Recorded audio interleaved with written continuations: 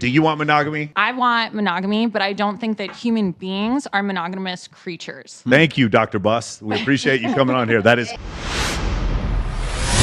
The lesbian one? Yeah. Okay. I didn't know if that was the one you... Here we go. Could not resist, so I had to look it up. From the Office of National Statistics, from a 2019 study, in ever-increasing numbers, we are now at a lesbian divorce rate of 72%. So the top 4 reasons that they are reporting getting divorced is feeling ignored, inequality in the partnership, adultery, and domestic violence. Personally, I feel like this lends some weight to men's arguments and complaints about how women are behaving in relationships. Because when you have lesbian divorce statistics that look like that, the girls are kind of telling on themselves. Ladies, what do you think about this? In the United States, the divorce rate for lesbian couples is 78%. The divorce rate for heterosexual couples is 56%. The divorce rate for homosexual couples is 28%. Why is it that 80% of divorces in heterosexual couples are initiated by women, and women report that it's men's fault? But when women are married to women, they still get divorced at a higher rate. So even when they don't have men to blame, they're still getting divorced. What do you guys think about this? They're missing the good dick. Yeah, I was just They need the dick. like you need the They're missing the like good literally dick. there's something missing. Like and you're gonna like it's inevitable. I mean, and then you have, you have the married couples and you have the gays. I mean, obviously they just have each other's dicks. They exchange good dicks. So what I want to know in this situation is how many gay men that are married in relationships have open relationships? Because the common theme here is adultery. So gay men tend to be a lot more sexually open. It was one of the 4. So in heterosexual relationships and in the lesbian ones, it's like third. Adultery is actually number 3. It's not number 1 or 2. I get it. But like, if you're allowed to run around and sleep with whoever you want, don't you think you might be a little bit more lenient in other areas? Because if you're not getting the intimacy from your partner, you could go find the intimacy. It sounds from to some me random like she person at solved night. all of relationship problems. Is that it? Is that what we should do? I mean, maybe. Is it polyamory for the win? Is that it, Katarina? No, because a lot of people want monogamy. What but do you want, Katarina? Do you want monogamy? I want monogamy, but I don't think that human beings are monogamous creatures. Thank you, Dr. Buss. We appreciate you coming on here. That is correct. That is a very, very cogent observation. Daisy, what do you think? I think they just need more masculine energy. Yes. And they need real leadership. Yeah. For women, it's very hard to do that. Yeah. So they need good dick is what you're trying to say. That's not what I'm saying. Yeah. I agree. Yeah. Nick, totally unnecessary in a relationship. Isn't that right, ladies? Totally just ancillary. Doesn't make any difference. It just, how tall does he need to be? $5 million. What color do his eyes need to be? $5 million.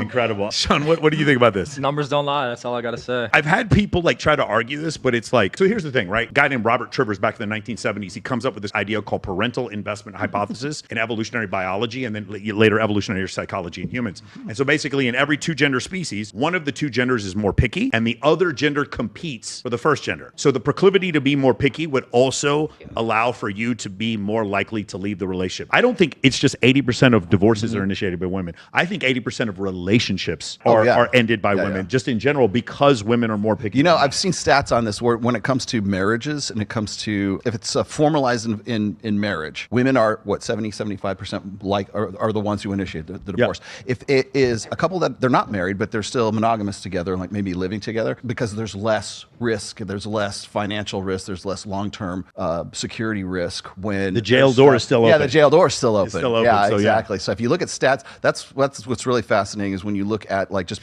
couples that are living together versus couples that are like formally married together. So it's far less likely for a guy to want to, because it's cheaper to keep her. Do you think that monogamy is a natural state for human beings, or do you think promiscuity is? It's not promiscuity. It's polyamory. Polyamory. Okay. What Whatever. about sequential monogamy? Huh? Sequential monogamy. Yeah. So the answer, and I ran this when I talked to Dr. Buss about it. It is a lifetime of polygamy interspersed with periods of monogamy. Soft monogamy. And so it's like a 10-year period. You have a child, another person. Generally, most people don't go 75 years with the same person. You right?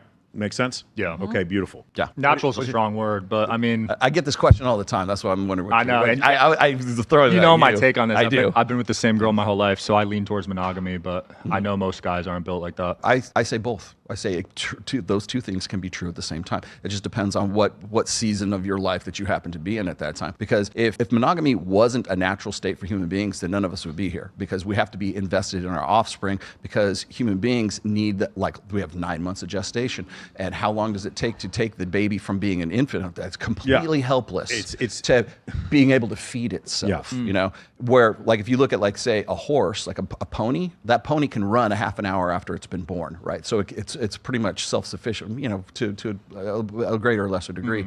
Whereas human beings, we rely on our intelligence, and so to develop that intelligence and everything else, it takes parental investment in that child. So is monogamy a natural state? Yes. Is promiscuity, polygamy, whatever you want to call it, is that a natural state? Yes. They both can be true at the same time, and I'm sick to death of having to make this binary answer of, oh no, yes, no.